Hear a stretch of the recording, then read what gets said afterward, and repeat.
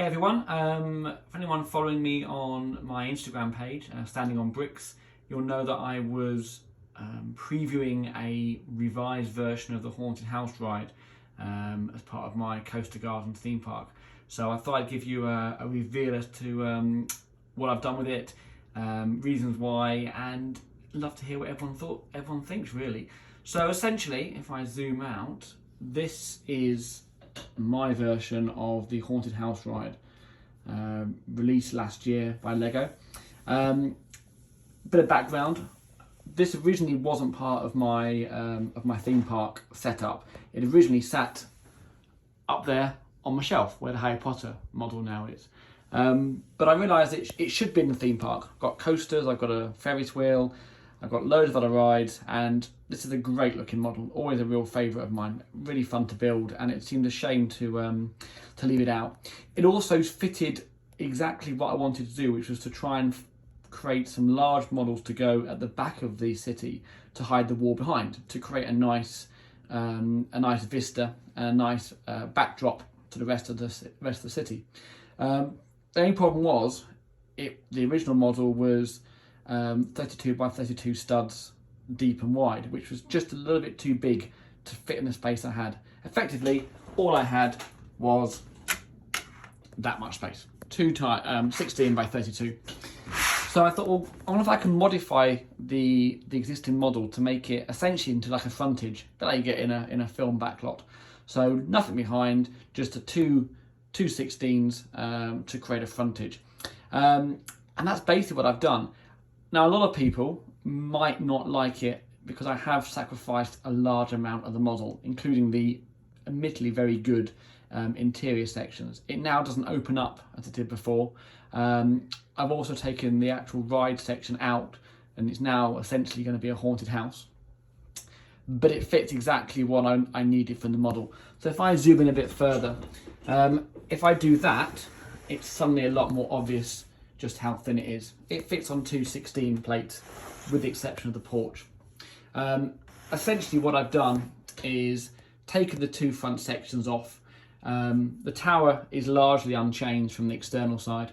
I've then essentially taken the whole porch section off its original base plate and grafted it onto the front of the tower section. Done a bit of work just to sort of tidy it up. I did the two ghost sections at the top. It's a little bit bulky, but it kind of all fits together. I've then just finished off the edge sections again to look like a frontage. The bit that people will probably not be happy to see is the inside. Yep, it's pretty much empty. It's basically just a frontage. Yes, the piano is still there.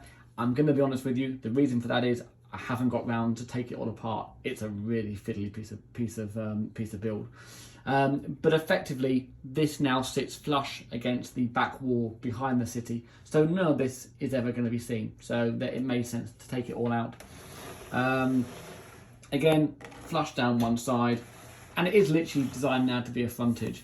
I've also taken the ride section out completely because you couldn't get to the back of it. I needed to make this flush, so all the gubbins on the back here just got in the way. And there you go, just decided to take a bit off as well, just for good measure.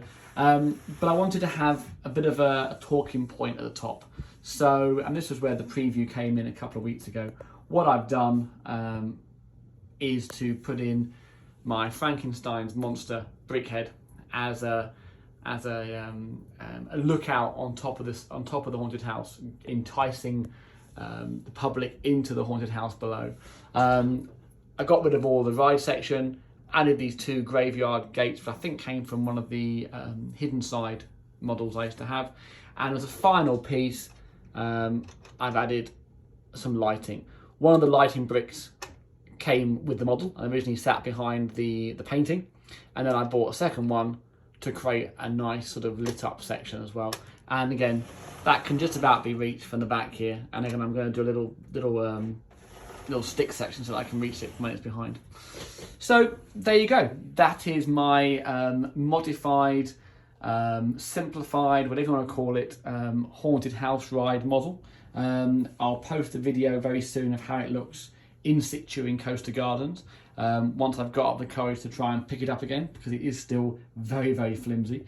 And I'll be following up soon with a flyby of Coaster Gardens. A few things happened in there since I last did a video. We've now got a Ferris wheel in place, a bit of a Coney Island pier section going on, and we've got a base section for the large mountain I'm going to be building, which is literally going to sit next to this in the model to complete the backdrop for the gardens. As usual, love to get everyone's thoughts on what they think of this. Completely understand it may be good and bad in some people's eyes. As always, follow me on YouTube, Standing on Bricks, and also follow me on my Instagram page, where you'll get a lot more pictures and some shorter videos as I go through all my updates and builds.